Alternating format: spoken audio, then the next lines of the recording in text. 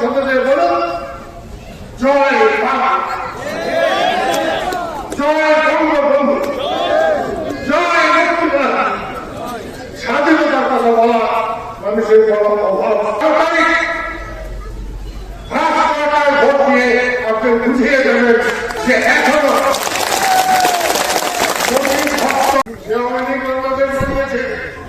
আমি মারা যাওয়া পর্যন্ত সেই আওয়ামী লীগকে আমি ছায়া দিয়ে যাব। শুনছি এখনো শুনি জ্যোতির্গড় সামনে আমি কথা দিচ্ছি আমার কেমন মনে এই 60-এর দশকে প্রদীপ ভাই যখন বক্তৃতা করতেন আমি আপনাদের মতো ভিড়ের মধ্যে কাঁপতাম। আমি ছিলাম তখন পূর্ব পাকিস্তানের সবচেয়ে ভীরু মানুষ, ভীত মানুষ। এই মানুষটি না থাকলে আমাদের অনেকগুলো গরু ছিল, আমাদের বাড়িতে বহু গরু ছিল। হয় গরু রাখাল হতো, তাহলে রিক্সা চালক হতো। এখানে আমি আপনাদের এখানে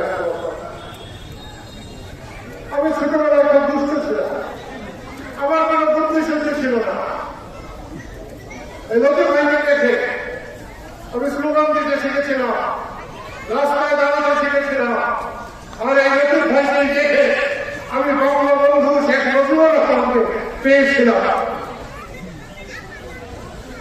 এবং জানতাম না বঙ্গবন্ধুকে পেয়ে আমার কাছে মাটি আর কোন পার্থক্য নাই। আমি যখন মাটিটা হাতে আমার মনে হয় আমি আমার মায়ের গায়ে হাত দিই। আমাদের সাধারণ সম্পাদক আপনাদের বলেছে আমরা কেন মার্কা কেন নির্বাচনে যাই নাই। আমরা নির্বাচনে যাই নাই, নির্বাচন যেমনি হওয়া দরকার সেমনি নির্বাচন হচ্ছে না। বঙ্গবন্ধুকে নাম দিয়ে বাংলাদেশটা স্বাধীনতাকে বাদ দিয়ে বাংলাদেশ না, মুক্তিযুদ্ধকে বাদ দিয়ে বাংলাদেশ না। আজকে সেই নির্বাচন বঙ্গবন্ধুকে বাদ দিয়ে শুরু হয়েছে।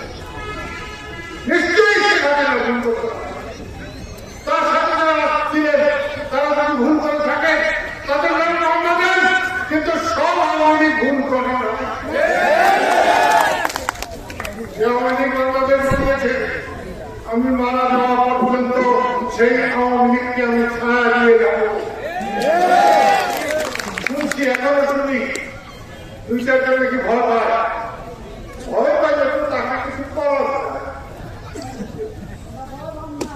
ভয় ছাড়া দরকার, ভয় পেলে পাকিস্তান থেকে বাংলাদেশ হতো না। এই প্রশ্নটি করা আমার কাছে খুবই প্রিয়। আমি সাথীহাটি থেকে ওখানে আমাদের মাছ বাড়ি আছে একটা, সেই মাছ বাড়ি আমাদের দাদাদের বাড়ি ছিল। ওখানে হয়ে প্রস্তুতি করা হয়ে ভোজদত্ত কুমুর বাড়ি যেতাম। আমার সবচেয়ে গরিব কুমুর আর সবচেয়ে বেশি আদর পেতাম।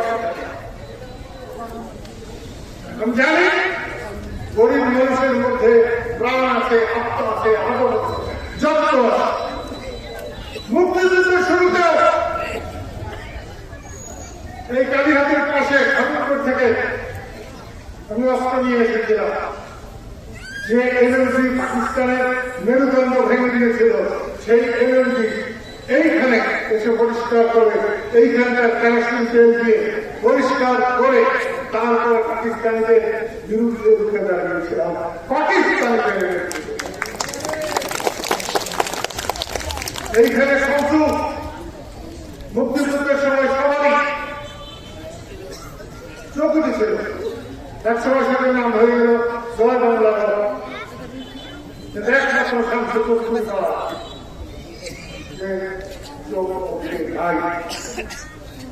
এখানে মনির কমান্ডার মনিকে না পেলে আমি মুক্তিযুদ্ধই করতে পারতাম না।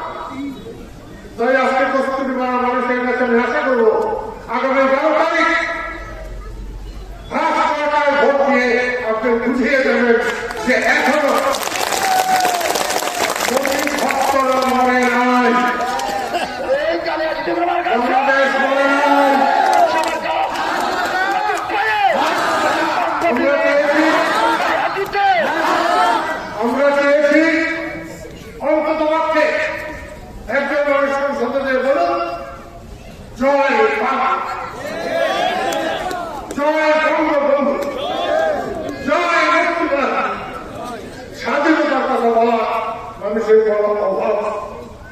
লতিফ সিদ্দিকীর যখন জন্ম, তিনি যখন নেতা, অনেকের জন্মই হয় না, আজকে তারা মন্ত্রী হয়ে গেছে, নেতা হয়ে গেছে।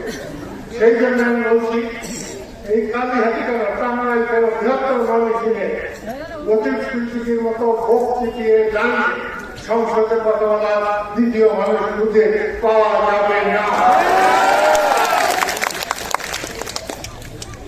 আপনারা ফাঁসি মার্কা সমর্থন করেন?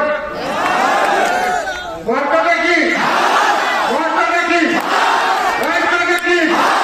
প্রিয় বন্ধুরা, আমি আপনাদের এখানে অনেকবার এসেছি, অনেক দিনে বহু লোক হয়েছে, কিন্তু আজকের মতো আমার হৃদয় কোনদিন মনে না।